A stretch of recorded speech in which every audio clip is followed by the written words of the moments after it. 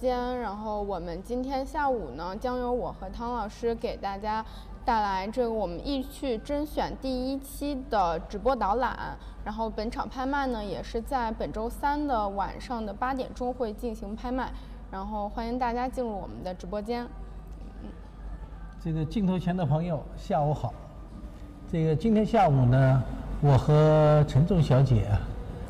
专门为这次拍品进行导览。所以欢迎大家介入。那么这场拍卖呢，基本上我们还是选了一些比较开门的东西啊，应该说开门见山。那么东西的话呢，也是干干净净啊。所以如果镜头前的朋友有兴趣啊，我们还是非常欢迎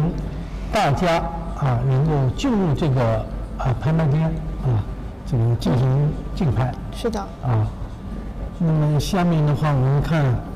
我们就开始吧。好的，好吧，好的，好的。我们这个第一件，今天要讲的第一件已经放在我们的面前了。是。这件是我们本场的第306号拍品，是康熙时期的一件青花龙凤纹盘。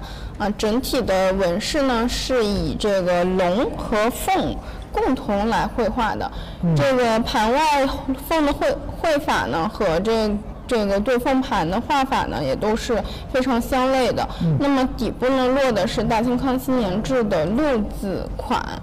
龙凤并绘呢也有这个龙凤呈祥的寓意。是这件东西呢，因为比较符合我们清代人的这种审美意识。是的。再加上呢，它的寓意呢龙凤呈祥嘛，这个寓意也比较祥瑞，所以我们这种纹饰啊，这个几乎在清代一直是贯穿始终的，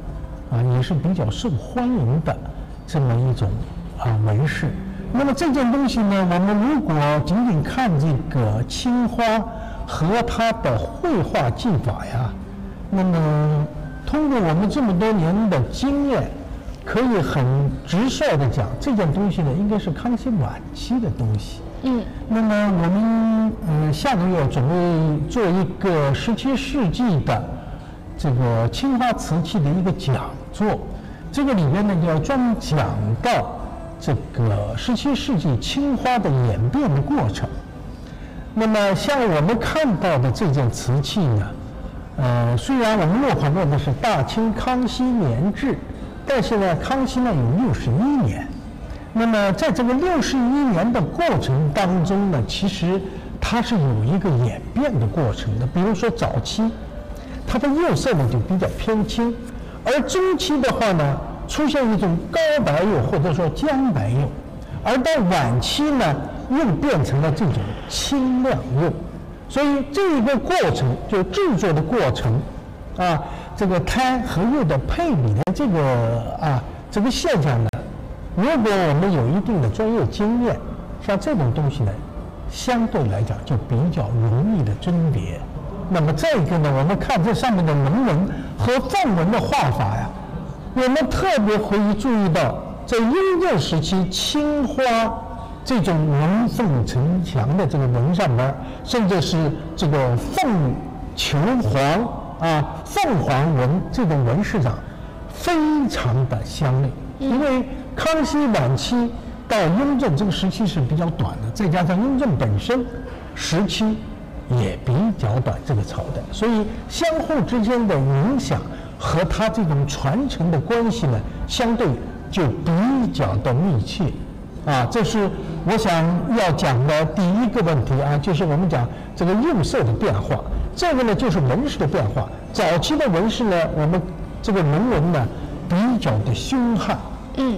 这个嘴张开，眼睛突出，完全那种这个威严的那种感觉呢，就比较反映的比较强烈。而到这个时候呢，我们明显的感到它就要委婉了很多，温婉很多，这就是我们讲它有一个演变的过程。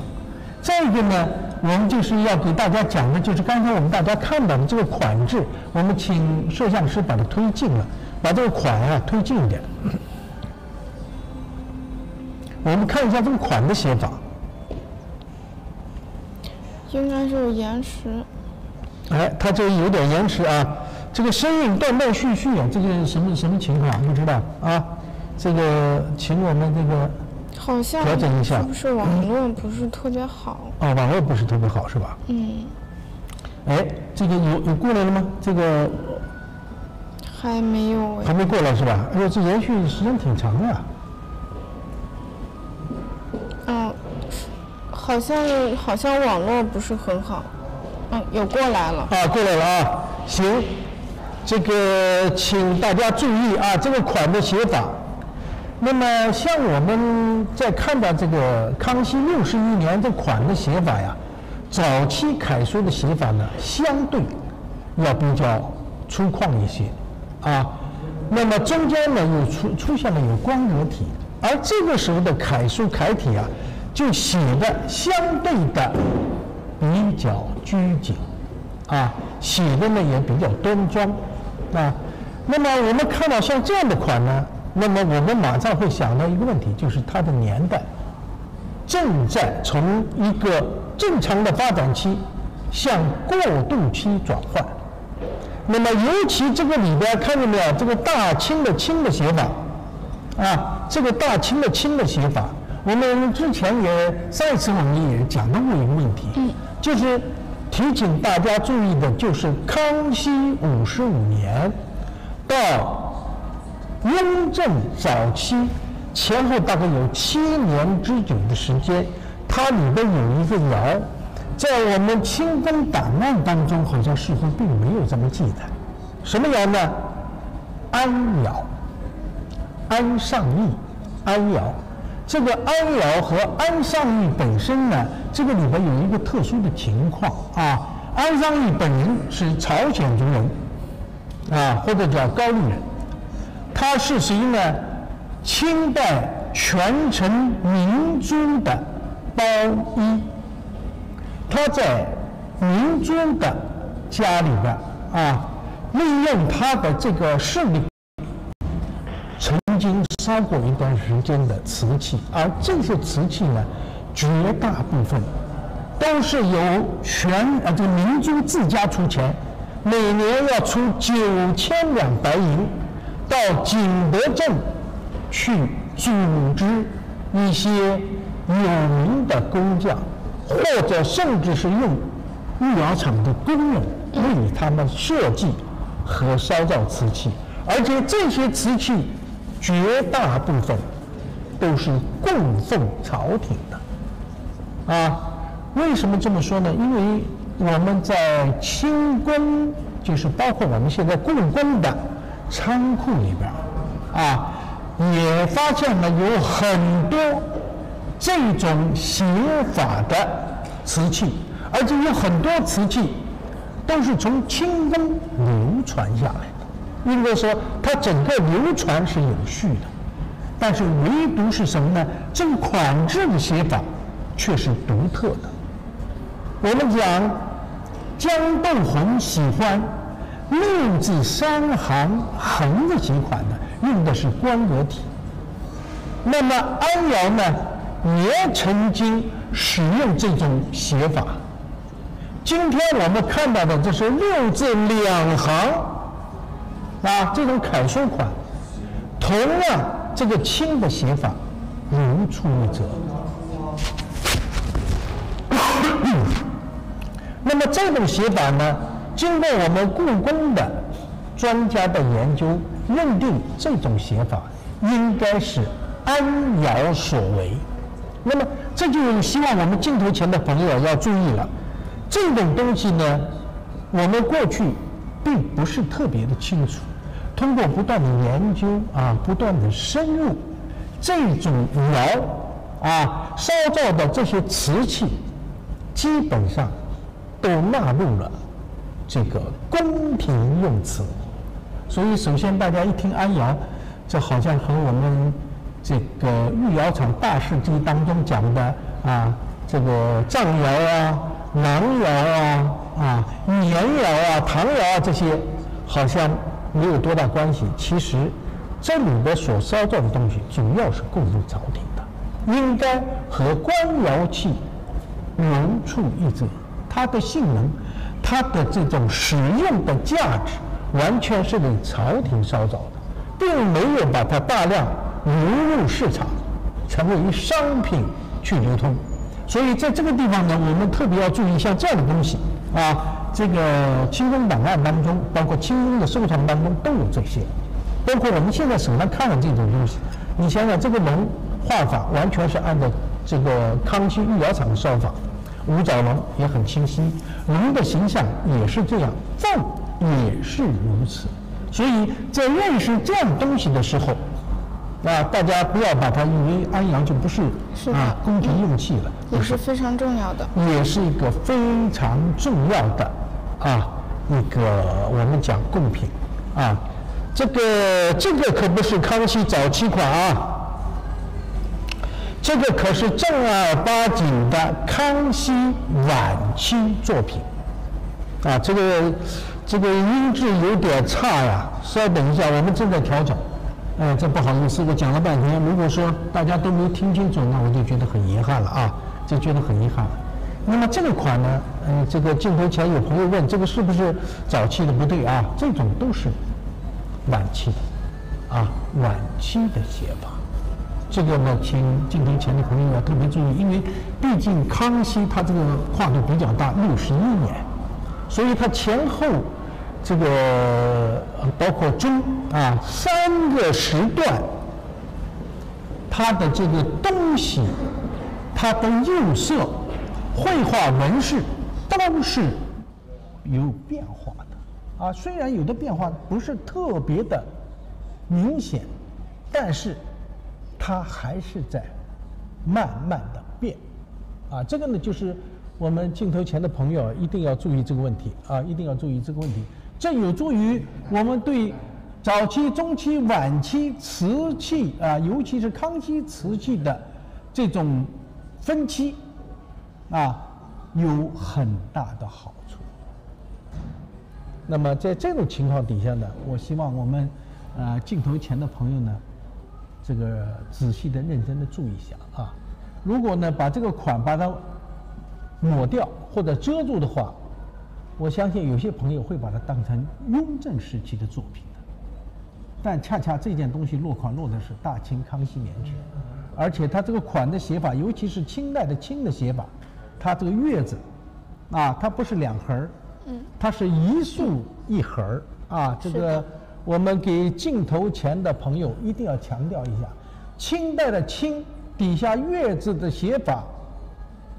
变化就在于它不是2横，是一竖一横，这种是安窑的这种标志性的写法。或许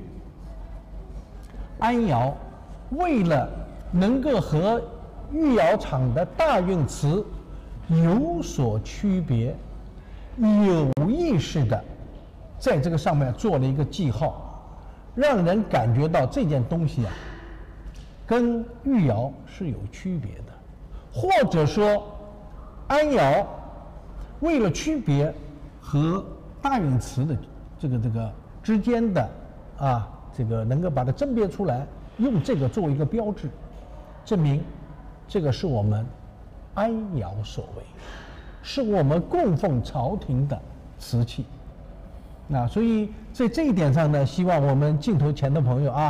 要注意这个非常微妙的、细小的一点点的变化。这个变化就是我们鉴定的依据这个呢是我要讲的第2个问题。第3个问题呢，就是给大家看一下这个青花的发色，这个青花的颜色，这个要给大家强调的。这用的是什么青花呢？用的是泽青，就是我们这个金华和江山这2个地方通过挖土、取土，然后取到的这个骨料，通过煅烧以后，然后提纯烧造的这种青花瓷器。这种青花瓷器几乎贯穿于清代青花瓷器的始终。所以我们对这个瓷器的了解不要是仅仅是泛泛而谈，而是要有一个彻头彻尾的了解，这有助于在不同时期它有哪些变化呢，能够很好的把它甄别出来。这就是我们要做的一件事情。包括我们收藏家不要认为它是多少钱，这个跟钱没有关系的，这是一个非常专业的一个专业知识。这个呢，请我们镜头前的朋友要能够记住，要能够记住。那么这件东西呢，从品相上来讲，还是有一点点瑕疵的。这个希望大家呢能够在那个小黄车上面，是吧？对，在我们易趣的官方平台上面去看一下，认真的看一下。是的。那么现在我们肉眼看到的上面呢有4道冲线这个可能我们用摄像机呢摄像头可能看得不太清楚，因为它不在深的地方，而是在非常浅的地方，所以看起来就比较困难。这个我们想呢，还是这个大家能够在那个小黄车上面认真检查一下，是的，看看它的品相，这个有助于我们每一个藏家呢对这样的东西有什么样的决心是决定买还是不买，收藏还是不收藏这个呢就是我们现在镜头前朋友所要做的一件事情。我们所要讲的呢基本上就是这样，好吧？好的。当然我们有请下一件。当然我们这一件的就是虽然说品相上可能有一点瑕疵，但是起拍价非常的便宜，就是1000元起拍，大家也可以去关注一下。好的，这个的确，我刚才看到有老师点菜，310、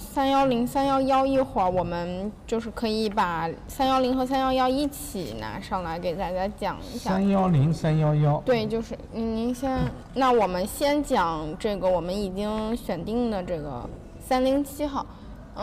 下一个310和311一起拿上了，就素三彩的，刚好也可以给大家对比一下。好的，好的。那我们现在在咱们面前的是这个307号，307号的一个康熙时期的青花缠枝连纹大盘。这个标的我们是一对因为这个可能我们直播场地有限，所以先给大家拿了一件上来。这种是内外绘画缠枝莲的大盘呢，在康熙时期比较的多见，并且呢，它的这个绘画方式呢，相对于官窑的缠枝莲纹盘，它会更加的，就是线条更加的粗犷一些。那么莲它也有这个清廉的寓意，所以呢，我们常见包括官窑也好、民窑也好，非常喜欢去运用这个纹饰，也是表达当时文人也好，就是宫廷也好，对于清廉这种就是这个气质的文人傲骨的这种表达。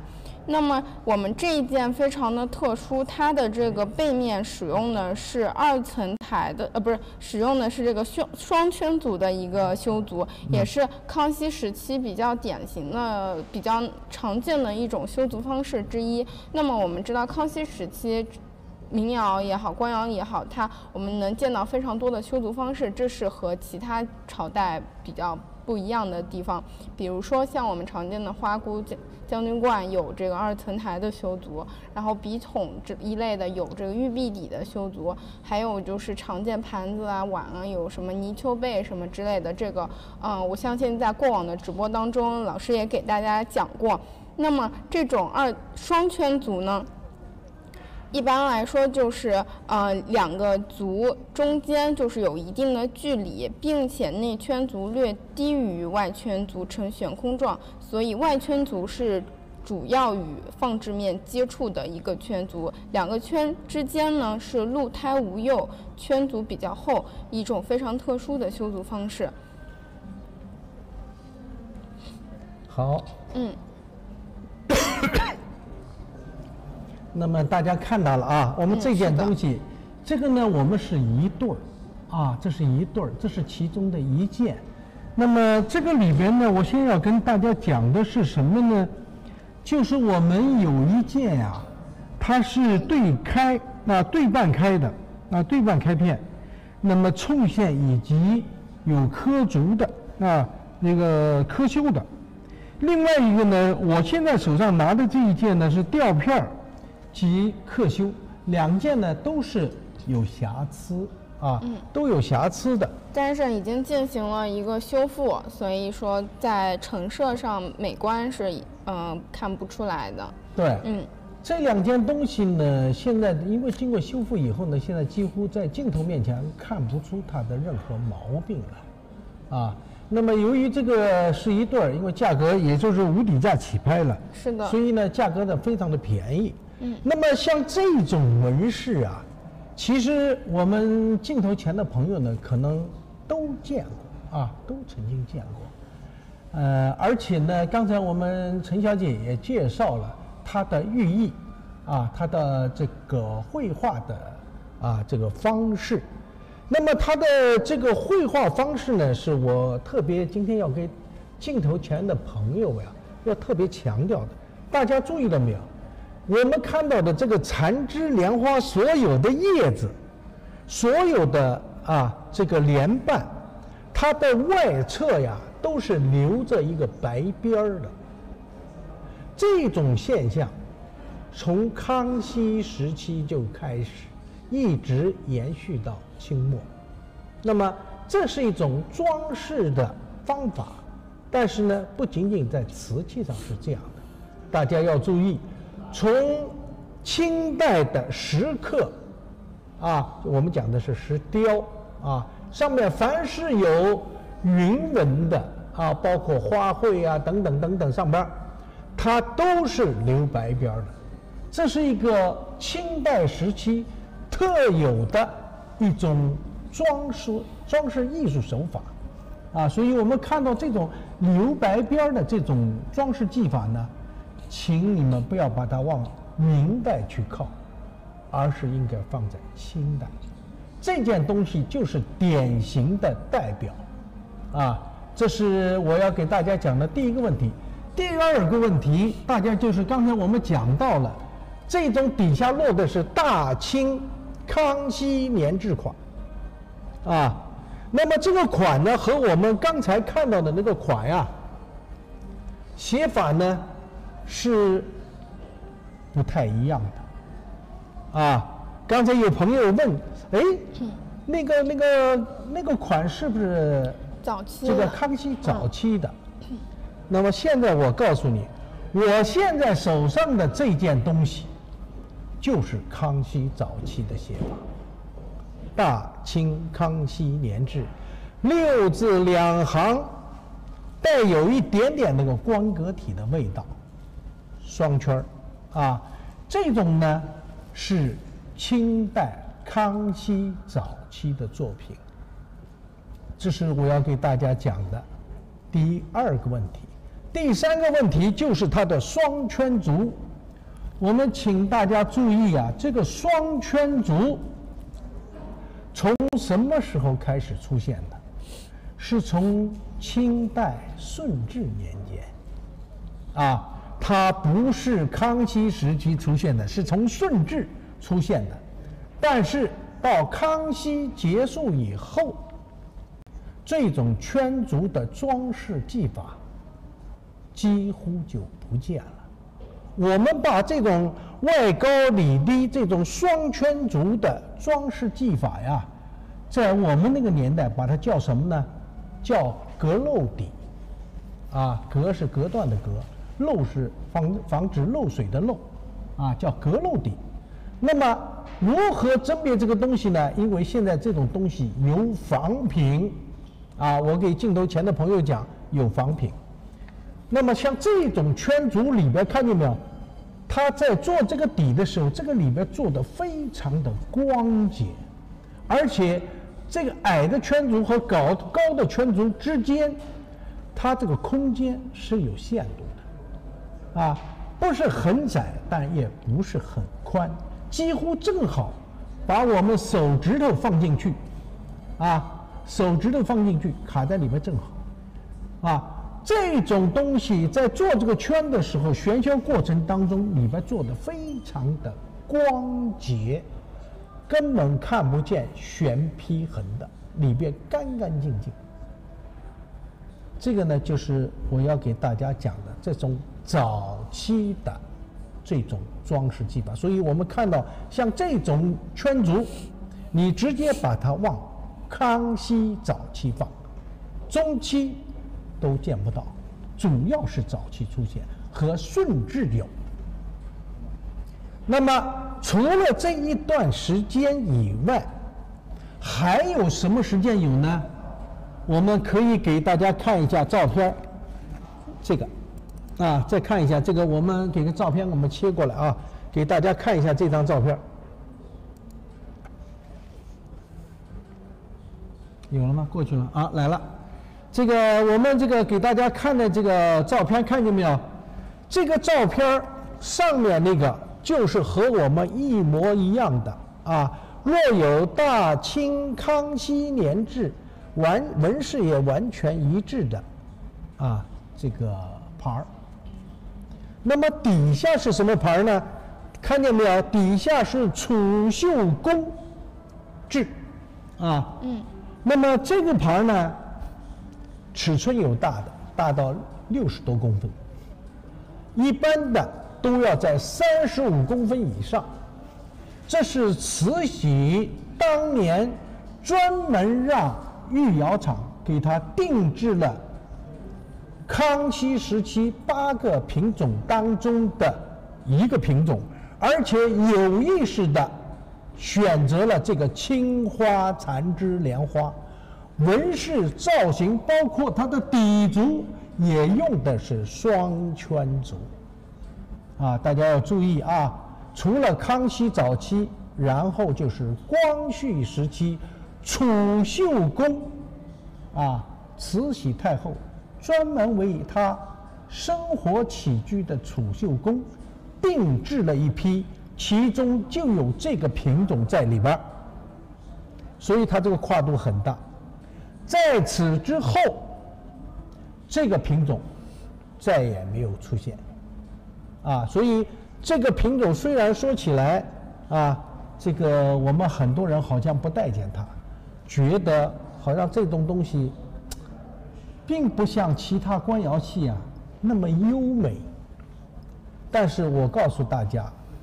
这种东西是康熙早期的官窑器，很多人不知道。为什么这么说？理由有2个。第一，就是刚才我们给大家看的现在这个照片，慈禧太后定做这个图，这个装饰纹样是由大臣选完了以后，由慈禧太后允肯的。如果她不首肯，谁敢做？第二，这种东西不是官窑器，慈禧太后会选择吗？是吧？从这个角度上来讲，这不是官窑器，难道他会选明窑的这个青花瓷器来烧造吗？这种可能性几乎是0。第三，上个世纪的90年代，我在故宫西华门御膳房这个地方采集到这种盘底部的局部也是双圈底，底下落的也是大清康熙年制。那么西华门是御膳房啊，御膳房是宫廷用器啊，你怎么可能把一个民窑的东西跑到御膳房里边去呢？这种可能性也几乎是0，对吧？烧完了东西，装上盘，装上碗，结果拿这个民窑的东西供奉到朝廷里边去，你说这可能性有吗？毫无道理，这个答案是否定的。所以像这种东西，我们很多朋友喜欢官窑器，要不动不动就问这个是官窑吗？现在我告诉你，这个东西100%就是官窑器，只不过你不了解它而已。但是你如果说它不是官窑器，那你是错的，而这个东西就是官窑器，啊，这个没有什么可以带有半点疑问的作品。啊，所以在今天呢，我们拿出来这一对儿这个东西啊，就是告诉大家，我们过去对它的认识不足，今天我们要重新认识它。是的。不可以呢，还像过去那种陈旧的那些观念来糊弄自己这个是绝对错误的今天呢，我讲这个目的不是说我们作为一个推荐一定要怎么样，我们是从专业知识上来讲这个问题这个而且呢，我们有根有据在谈这件事情，绝非像人们讲的叫忽悠，这种事情我们不做的我们是很认真很严肃的谈这件事情。这个尺寸是多大？这件我需要看一下这把内件拿过来给大家看一下。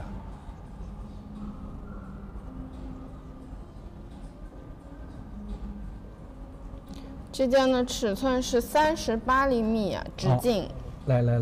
放，你放，不要紧，没事，我来。好，这个镜头前的朋友看看这是一对儿，拿好了，都是38厘米。你看这个颜色，青花发色，这种泽料提纯提到这种程度，颜色这么的艳丽，还是不多见的。因为我们刚才看到那件也是康熙，但是那个青花呢要比它暗一点，而这个青花颜色用我们老一辈人来讲叫比较的阳俏艳丽。那么这个一对盘他做到了，所以这种东西从工艺上来讲，从这个色彩上来讲，它都是宫廷御用器当中的一份子，所以它的要求是比较严格的那么这个呢，就是它的胎抓在手上，你托在手上，它是符合康熙时期的这个胎的制备，比较的沉就是我们过去讲的叫有点打手分量比较足这个符合这个时代的这个胎的这种修坯和分量这个呢是一对难得的非常难得的这么一对东西。这个的确不容易这个也巧了，怎么碰到这么一对儿，而且颜色呢都很漂亮，不是说一个很灰很暗，一个呢就非常的艳丽让你感觉哦哟，这个差别这么大，没有，这一对呢都是非常漂亮非常干净的一对东西。好的，我们先收掉。好。好的，我们这个平台的桑老师，您还在直播间吗？我们下一件说，刚才这件是康熙款的。对，康熙款。老师，我们是那个周三晚上的8点钟开拍，然后这一对的起拍价是1000元。这个价格是太便宜了。是的。是吧？那买瓷片的也不止这个价呀。别说这是不是全品，这一对是有修老师具体的品相和起拍价以及拍品的相关信息，可以去各平台搜索一下我们北京易趣的一个官方平台，就在您常用的聊天软件上面就可以搜到。然后我们也会在上面进行同步的拍卖。然后周1到周3呢，我们会有一个预展，在北京这个大艺拍卖，在这个东四环吧，这边朝阳区这边，在我们的艺空街会有一个预展。好的，我们来看到下一件，不知道这个点菜的3老师还在不在直播间这一件呢是我们这一场的310号和311号，一件呢是道光时期黄地素三彩的云龙盘，另一件呢是光绪时期柠檬黄釉暗刻的云龙纹盘。我们可以看到这2件的形制是非常的相似的，区别只是在于一个是填了赭和绿彩，但另外一个是用了这个暗刻的方式去代替这个素三彩的填色我们来可以看一下2件。其实这个光绪时期的这一件呢，是属于这个素三彩这个品种的，在晚清时期的这个延伸吧。这一类这个光绪这一类的暗刻的这一类的出现呢，它其实是受到体和电瓷器的影响，这一类出现在光绪宣统时期会比较多见。而汤老师手上拿的这一件素三彩的龙纹盘呢，则是从这个乾隆时期啊，就清代早期官窑就已经开始烧造了。对。而这种素三彩盘子，它是承袭自明代万历官窑的。那这一件的尺寸，我来给大家报一下啊。尺寸是10.6公分。两件的这个素三彩的这一件是10.6公分，那么暗刻的这一件是10.8公分，尺寸也是非常的相似的。那么这个东西呢，我手上拿的这件东西啊，其实顺治是没有的，从康熙时期开始出现，作为康熙时期大运瓷当中的一个品种，用这种紫色调、绿和黄形成了一个整体图案的这个搭配，其中呢有一个是绿龙，有一个是紫龙。那么外边呢是用的是什么呢？我们叫螭虎，螭虎龙，它和里边的龙呢是不一样的，也是爬行的。那么这种图案的出现呢，从历史上来讲呢，应该是有了这么长的时间。那么同时的话呢，这个历朝历代几乎都烧这样的东西，这个形成了一个惯例。那么我们可以看一下这件款呢，它也同样是一种紫颜色调的一个款，紫颜色调的款，用的是6字3行铁线篆，大清道光年制，这个字体呢写的也是非常的规整。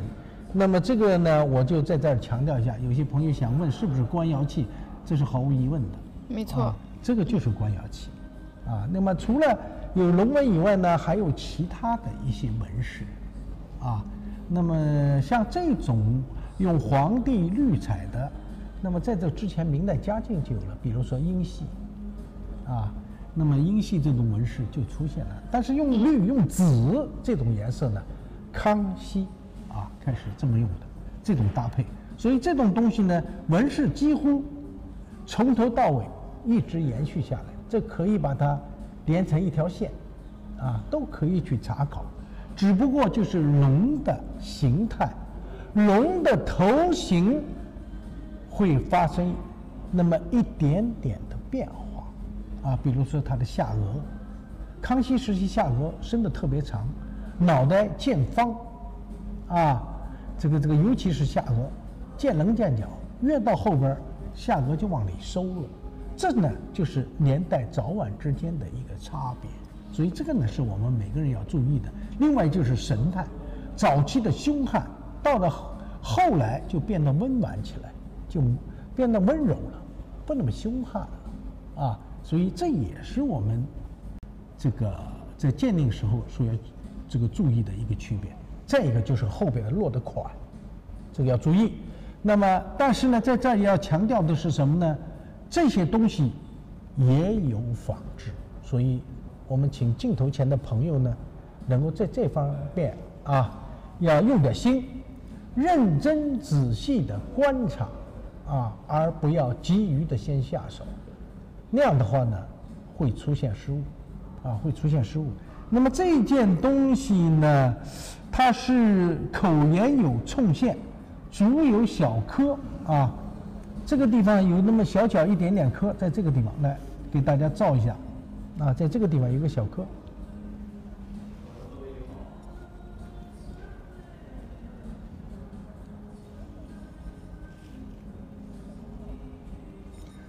就除了这一点以外就这一点小颗以外，里边呢，这个上面还有一点缩釉点刚才这个镜头里边都可以看到了，这是缩釉点这个是凉胎里带的，这没办法这是一个缩釉点。里边呢有冲线，这个有这么一点点小冲线这不一定照得出来，在这儿在这个位置上有一个小冲线，大概有2个厘米吧。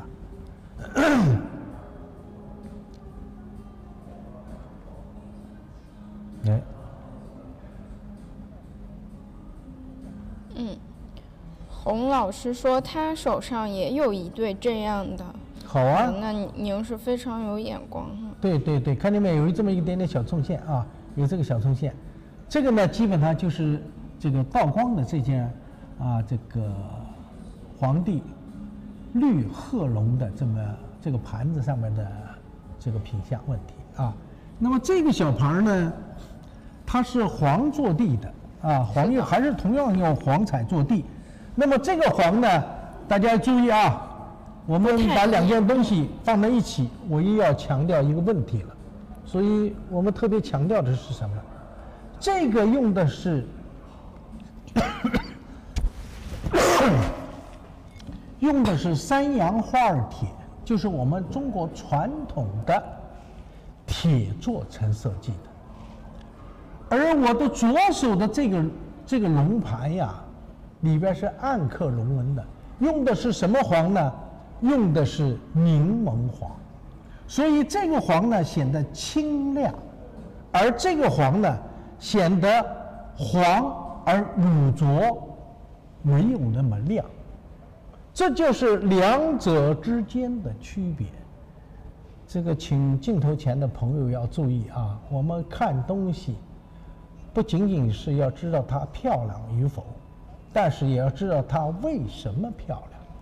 它是用的什么色彩才使它漂亮。这个也是我们必须要懂的一个基本常识。我们现在看到的这件就是用柠檬黄，柠檬黄是乳浊剂它是用的氧化锑，所以它这个彩上在这上面以后这个底下暗刻的龙纹是不太清晰的，只有你拿在手上仔细看，哟，这里边是二龙戏珠嘛，看得清楚，但是你远看是看不清楚的。这就是柠檬黄和铁黄之间的区别。再一个，大家注意没有？刚才我们这个里边的这个也是泽之瑞果，这个我左手拿的这个柠檬黄底下也同样是泽之瑞果，那么底下也是用这种紫色调画的这个纹饰。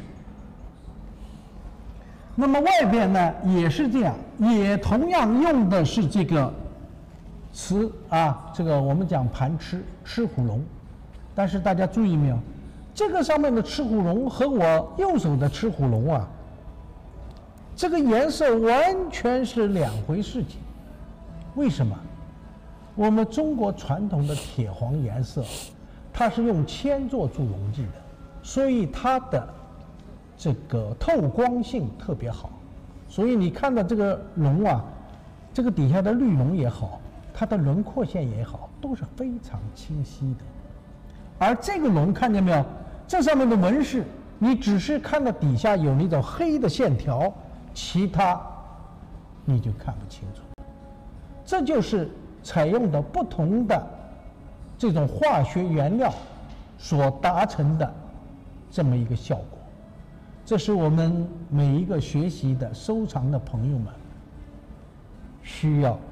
认真仔细的观察和必须要懂的一个常识。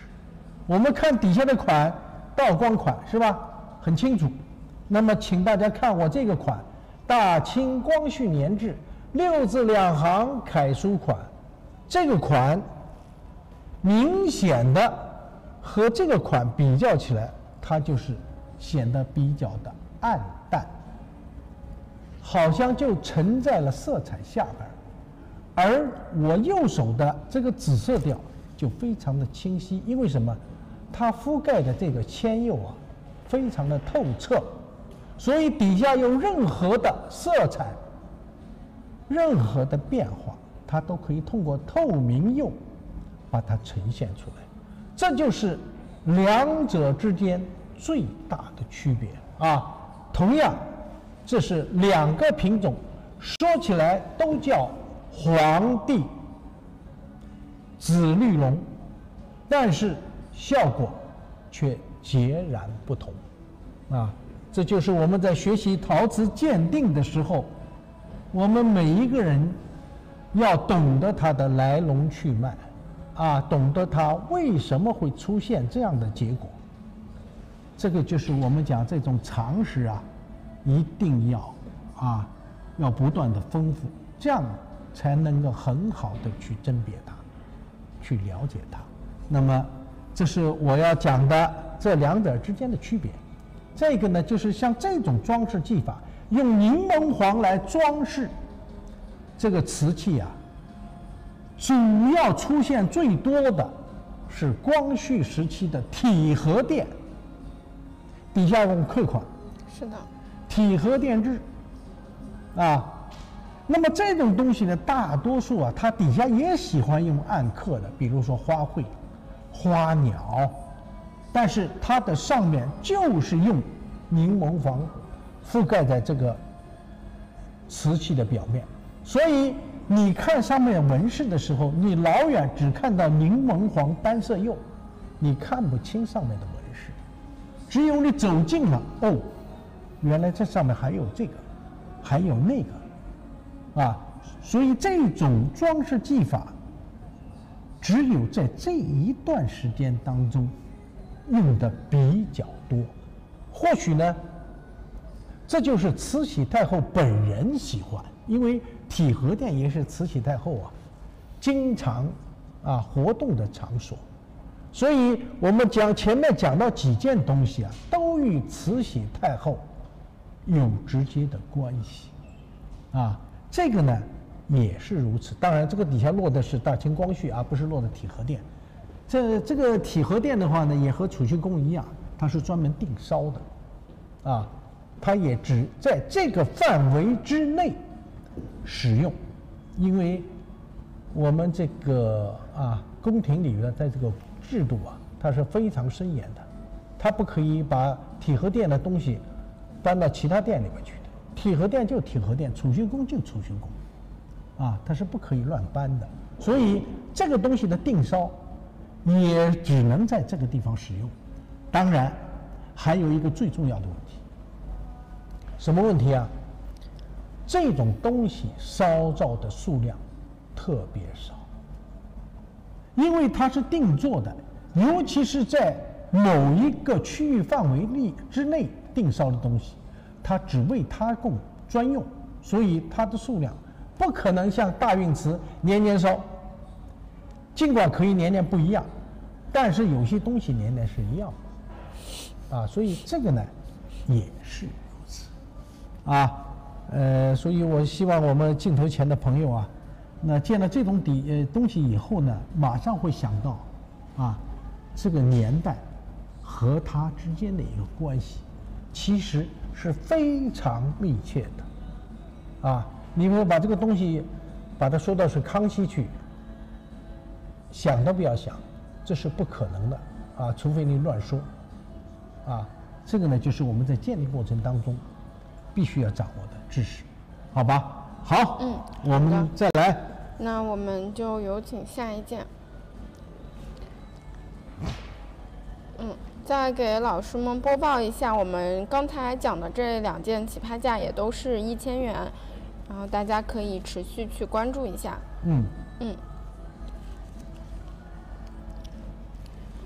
好的，感谢老师们的点赞和关注。大家有什么想看的，也可以扣在公屏上。我们接下来看到的这一件是我们这一场的第313号拍品，是一件康熙时期的斗彩鸡缸杯。我们都知道成化时期的鸡缸杯的话是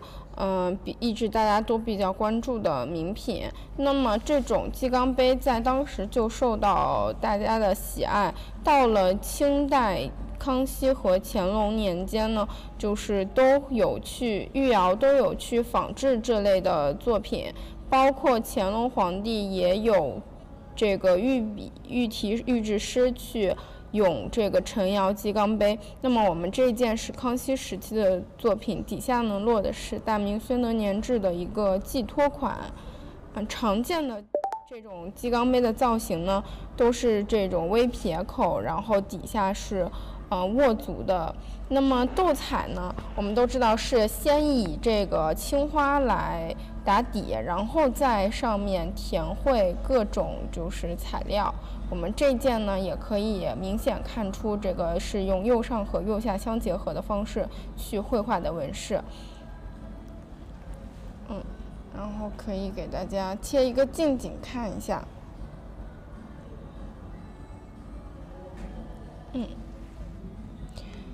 正常这个鸡缸杯都是一面绘画这种动式花卉，然后另外一面呢画的是这个雉鸡纹饰，一般都是一只大鸡带着几只小鸡这样子的一个构图。那么这一件呢，也是去大比例的去还原成画的这个寄托成画的这种鸡缸杯的造型。再点上这种黄彩和绿彩，就显得更加的活泼生趣。可以，对，可以给老师们播报一下，这件的尺寸是7.1的直径，口径是7.1厘米。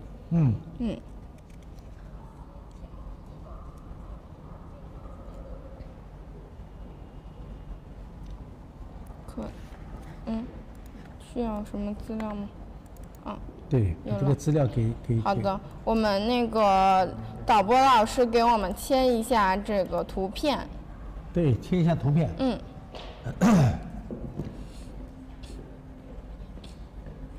有了。好，这个我们大家看一下啊，看一下这个图片。那么这是我们找到的这个成画斗彩的鸡缸杯啊，因为成画斗彩鸡缸杯呢，曾经也拍出了世界纪录啊。我们这个是的这个上海的刘义谦先生曾经花了几个亿来买一个鸡缸杯这个说明这个鸡缸杯一方面当然数量有限那么同时呢，也是受到这个世人的追捧。那么鸡缸杯并不是我们现代人追捧，明代万历时期，这个人们对鸡缸杯的这个追捧呢，也已经达到了顶峰，也已经达到顶峰。只不过现在呢，时代是更迭了，也发生了很大的变化。但是人们对这种东西的追求这种热情和期盼没有变，依然是希望能够得到这样东西。因为目前我们查阅了很多资料，全世界各大博物馆收藏的鸡缸杯是非常有限的。我曾经听了一个笑话，有一位先生说我家有19个鸡缸杯，这个实际上真的是笑话真的是笑话。这些人呢，往往都是不懂的人自以为是，认为自己家里收藏的就是鸡缸杯那都是刚刚生产出来的，人家忽悠他就买了就当真这种情况在我们民间有很多这种情况。那么我们成化生产鸡缸杯，还有什么时候会有仿成化的东西呢？其实明代嘉靖就有，嘉万时期就有仿这个成化的东西，尤其是斗彩的这种小件因为明代嘉靖万历时期，刚才我讲了，就已经非常的崇拜这样东西很多的达官贵人就想得到这样东西，那几乎是不可能的非常少了，那个时候就非常少。那么到了清初呢，那么这种传统的一些说法在民间依然是非常流行的。所以在那个情况底下，我们讲子母鸡、鸡缸杯这种东西那民间也有很多的烧造。但是呢，它有一个客观的原因，因为宫廷里用的鸡缸杯，我们民间窑里老百姓是看不到的，所以我们看到的这些鸡缸杯都是通过一个个传达，传到最后到了他们脑里边，通过我们民间艺人再创造，所见到的这个碑，就是他们创造出来的这种形象。当然，这个和成化的激光碑比起来呢，是有一定差距的，但是呢，也能反映出我们民间窑用自己对生活的观察，把它描绘在这件瓷器上，的确也是别开生面别有情趣。这就是我们讲民间窑它也有自己的独特的表现形式。我们今天看到的这个鸡缸杯，那么是我们康熙时期的这些画师们自己创作的这个鸡缸杯。其实我觉得这个鸡缸杯还是挺生动的他用自己的视觉来描绘它，来展示它，同样也是斗彩，但是只不过呢，和玉制的和明代成化的比起来呢，是有一些独到的地方，或者说不同的地方这就是我们清代人对明代这种鸡缸杯的理解尤其是我们老百姓民谣对它的理解，所以展示出来的东西呢是与众不同的与众不同的。还有意思的在什么地方呢？来，我们大家再看一下镜头，它底下落的是什么款呢？大明宣德年制这个款呢落的也是独到很独到，落了个大明宣德，你就落个大明成化，它落的是大明宣德年制。这个呢也是一个非常独特的一种这种寄托款寄托形式。还有意思就是什么呢？按道理你要双圈嘛，一般我们看到的成化鸡缸杯都是双方框的，它不是的，它用的是单圈，里边写的大明宣德年制，告诉大家用单圈写款的绝大部分都是崇祯民窑当中所使用的。所以这件东西呢，它的年代应该是这个康熙早期的作品，因为用单圈，到后来康熙基本上这种做法，这种表现形式就不是特别一样了，所以用单圈来写款的往往年代要早那么一点点所以这件东西也是一样的看这种东西的时候，我们要有所把它区别开有所区别。那么这件东西呢，我们今天看了一下有很多东西呢，比如说它这个花和这个石头的画法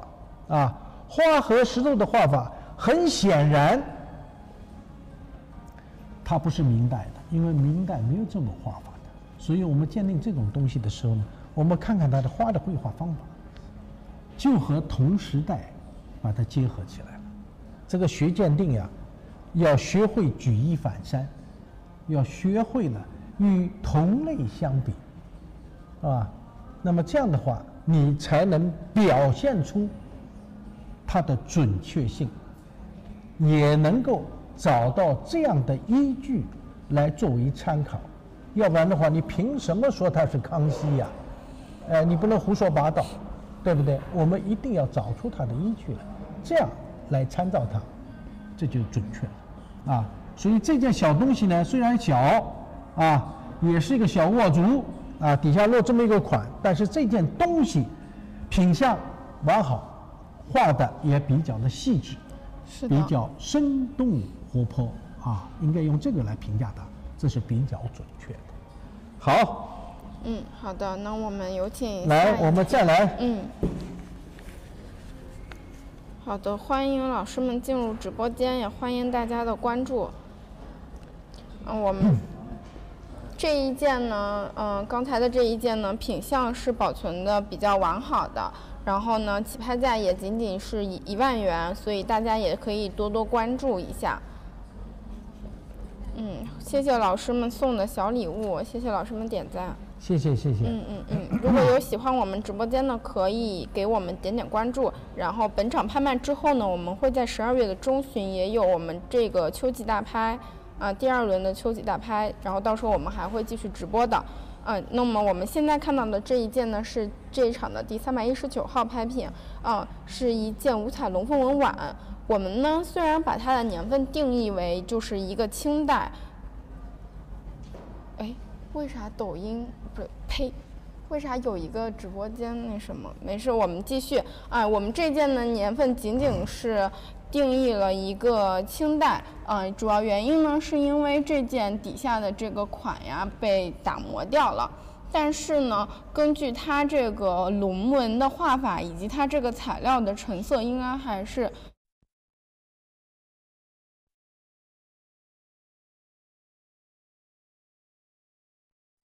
中期的一件作品，我觉得大概是在道光左右。唐老师，您觉得呢？对。因为这个虽然说有些时候我们通过款制去判断，但是有些时候呢，我们还是可以根据它的一个画法呀，或者是龙纹的特征来判断它的这个年代特征的。所以说，这也是我们官窑鉴定当中就是一个综合性的方面，包括它的胎釉。那么五彩龙凤纹碗这个样式呢，其实是从清代康熙年间，康熙御窑就已经开始烧制了。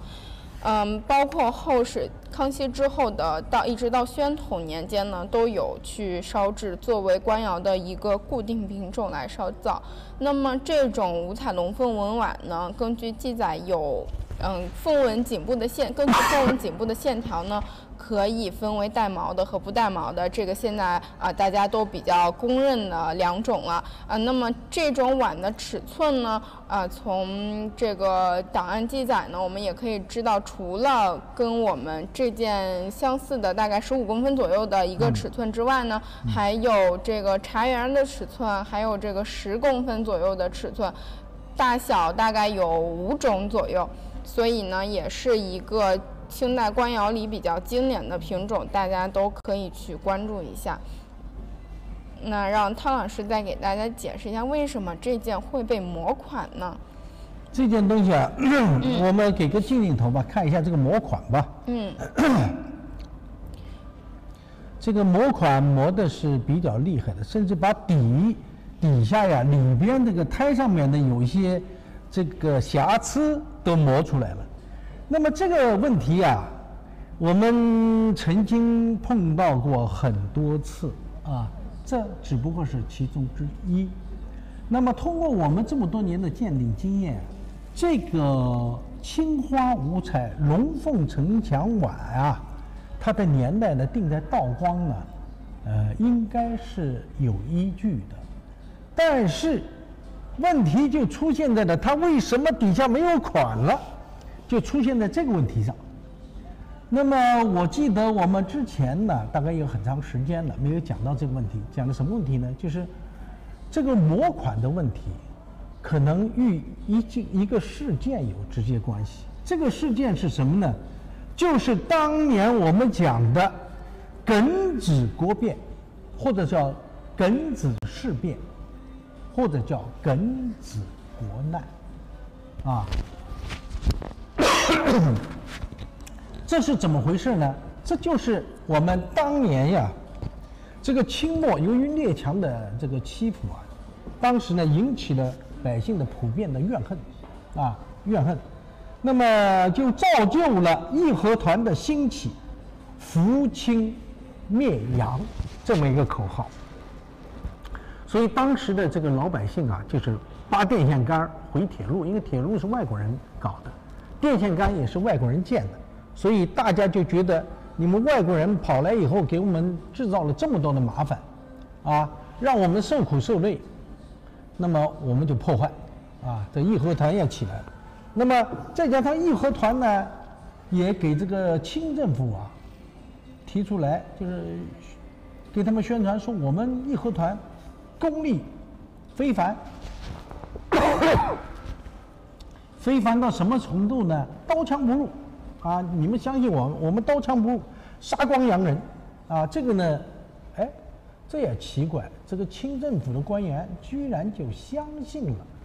这些义和团的说法，啊，所以这么一来以后呢，这个到处就烧教堂、杀洋人，惹起了这个当时有八国联军啊，这些列强啊，但是在中国，那么引起了他们的愤慨，所以当时的这个英国的海军中将叫西莫尔，在天津租界啊，组织了一帮人，直接冲向了北京。这个毕竟啊，这个洋人他有洋枪洋炮，是吧？也经过专业的训练，不像我们那个义和团，都是一些散民游民的组织起来的，根本就不堪一击。这种想象啊，你一想就可以知道它是怎么回事。所以在这个过程当中啊，我们这个义和团被打得落花流水，清政府一下慌了神。这个1900年，慈禧太后逃出宫，跑到山西，逃出了以后，后来当然又发生了各种各样的变化，最后议和了以后，就出现了签署了一个叫辛丑条约，中国人赔了4.5亿两白银，也就是当年4亿5千万同胞，每个人要赔1两银子，赔这个八国联军，这是一个屈辱的条约。但是这个事件过程当中，慈禧太后逃出了宫，宫里的太监和宫女就偷了东西拿出来卖，卖到哪儿？琉璃厂。那么过了一段时间以后，慈禧太后回宫，发现很多东西不见了。这个老太太并不是傻瓜，她知道这些宫女和太监不干好事，下令到民间去查，把查到的通通收回来。至于采用什么手段，那咱们现在也不知道，啊，但至少的确去查了。那么，既然这些宫女和太监有办法把它偷出宫，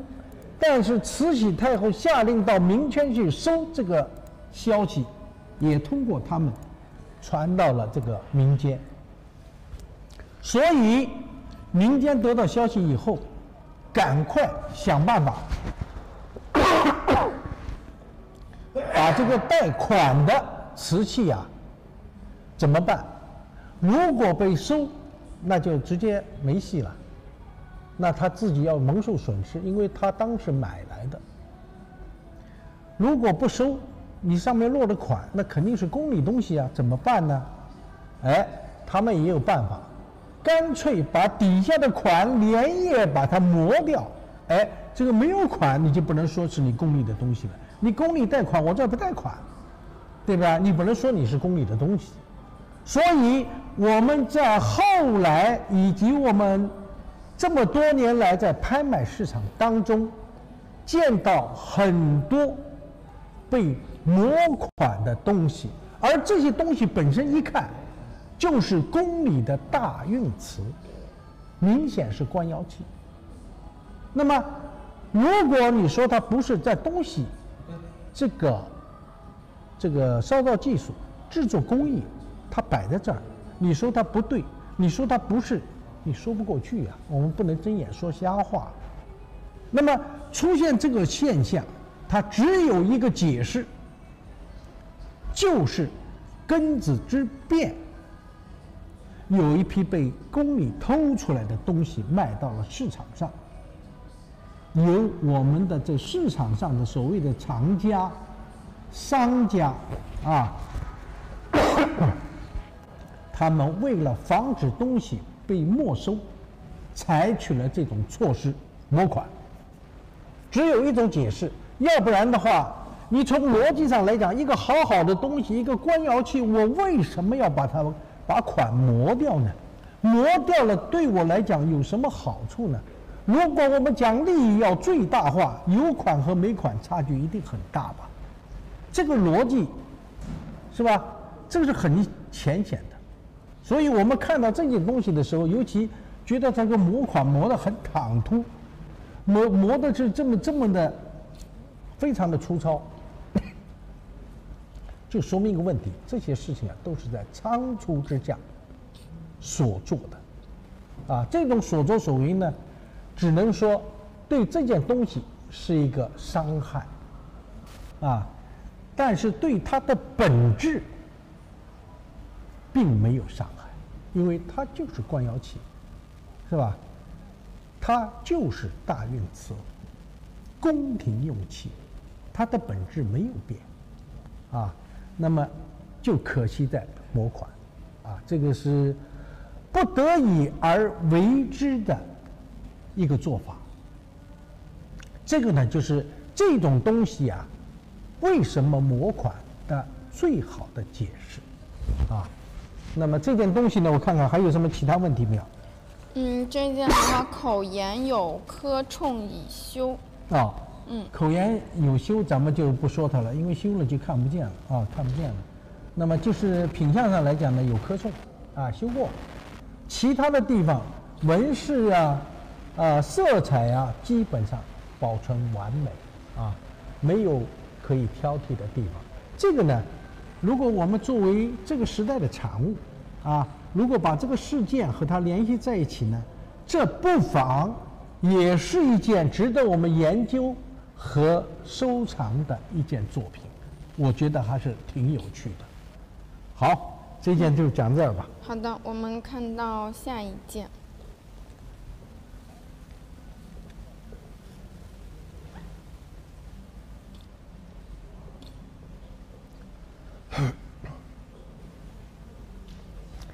这个我们这个朋友啊，叶兴陆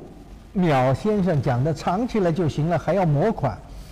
这个可能没有我们想象的那么简单啊，没有我们想象那么简单。过去的这种封建制度啊，非常森严的。如果查到了以后杀你的头，可能你就不觉得这个就随随便便的藏了，啊，因为这叫性命交关呐，啊，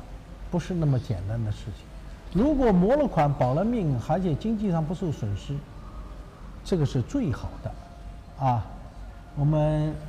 这个这个取其利啊，不能冒这种风险，所以我们千万不要这么想。这个所谓的掩耳盗铃啊，这个这种事情，那么只有我们过去啊在这样。那么现在呢，可能大家的想法有不同，办法可能更多啊。过去呢，可能不会的有那么多的办法啊。好，我们继续。好的，我们现在看到的这一件呢，是我们这一场的320号拍品，是一件光绪时期的豇豆红釉的唐螺玺。这件就是也是我们就是每次直播几乎都会讲到的一件东西了。我们都知道豇豆红釉呢是康熙时期创烧的一个单色釉的名品，那么到了这个光绪时期就多有去仿制。那么这一件呢，它的这个整体的造型呢也是比较的标准。老师可以给我们切一下这个图片。给我们切个图片。也是这个唐螺玺呢，也是这个巴拿马当中的一种嘛，我们常见的。那么它的釉色呢，常见有这个大红袍，然后桃花面，还什么孩儿面这些的。那么这件整体的发色也是比较均匀的，大家可以都关注一下。对。那么这件东西啊，大家看一下啊，这个唐螺玺呢，从形制上来讲啊，这件东西做的是非常的规整，啊，做的呢也是非常的漂亮。这个颜色呢，虽然我们讲不是大红袍，但是呢，这个也至少说也美如玉了就，啊，确实颜色比较漂亮，或者把它叫做美人坠也可以，啊，也可以，因为确实非常漂亮，啊，非常漂亮。器型呢也非常的规整，口沿啊这个整体做的呢也非常漂亮。我们再给大家看一下它的底款的写法啊，大家注意一下底款的写法。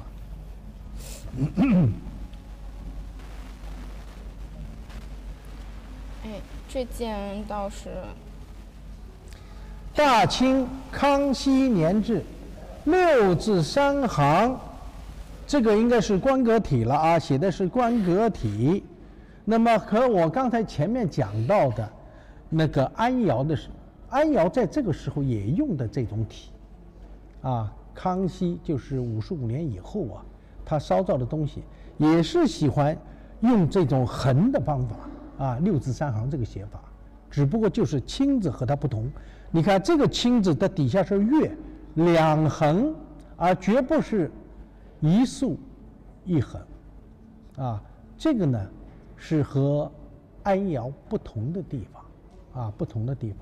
那么这件呢，我们讲东西呢，应该是我看看，品相良好，没有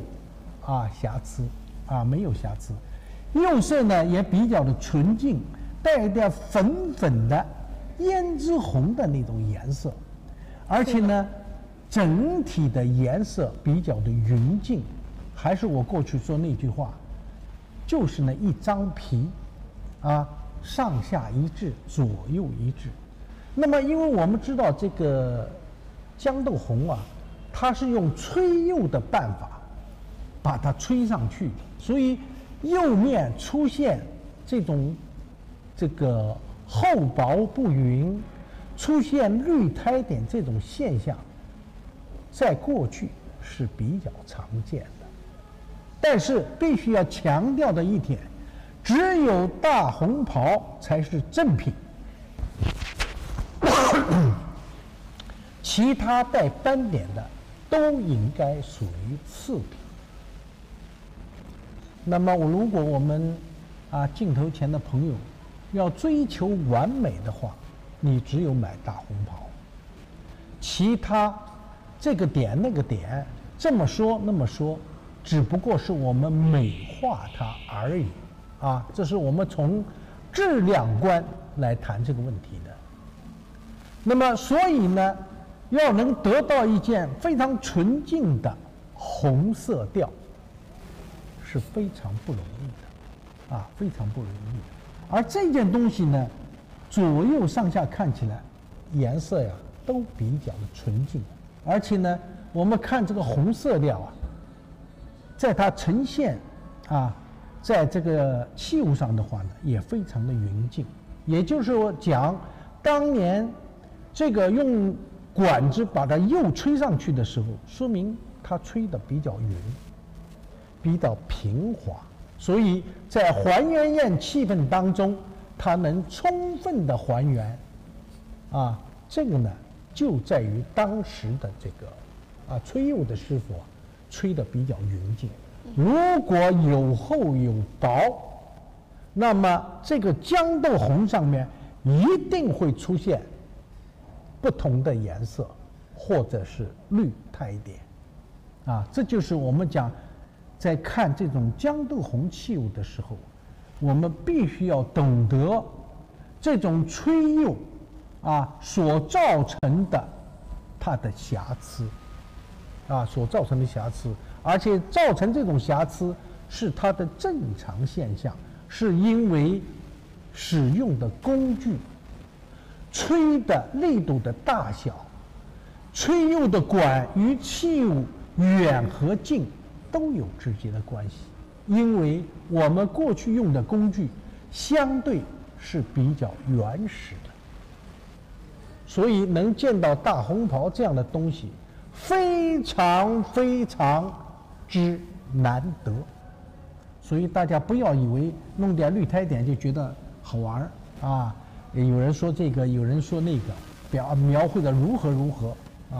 只是一说而已。正正规规应该是大红袍通红，一张皮，这是上品那么这个呢，这件东西我们标的是这个光绪大家要注意，为什么要标光绪？因为江斗红除了康熙他是一个名品以外，到了光绪，他有一个仿古之风。这个结合着刚才我们讲的，慈禧太后本身她就是一个好古之人。为什么？刚才我们讲到，他储秀宫曾经就仿康熙的8个品种。你想想，中国人他有一个习惯，上行必然会出现下效，所以慈禧老佛爷这么做了，那么底下人仿一仿也未尝不可。所以我们讲这个年代定为光绪，也是因为光绪时期仿古之风之昌盛啊，所以我们大家要了解这个历史背景。再一个，我们要标它是光绪，还有一个直接的原因。这个我们能请摄像师把这个镜头推进吗？我们请推进一下，看看这个款。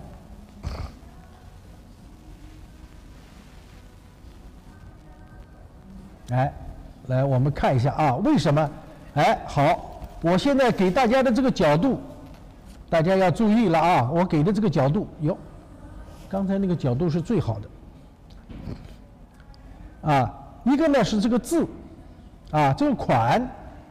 写的不是特别好。第二个是最关键的关键，哎，这个你不能动，我来动。我要把那个有意识的高低不平的感觉找出来，你能找得出来吗？高低不平。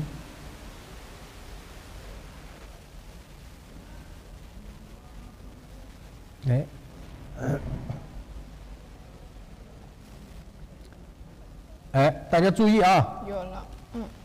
有在这个反光的地方，哎，会有一点。大家注意一下，我刚才这个角度啊，给大家有意识的在调光，让大家看到这个釉面啊，会出现高低不平的现象，啊，出现高低不平的现象。我为什么要给大家看这个？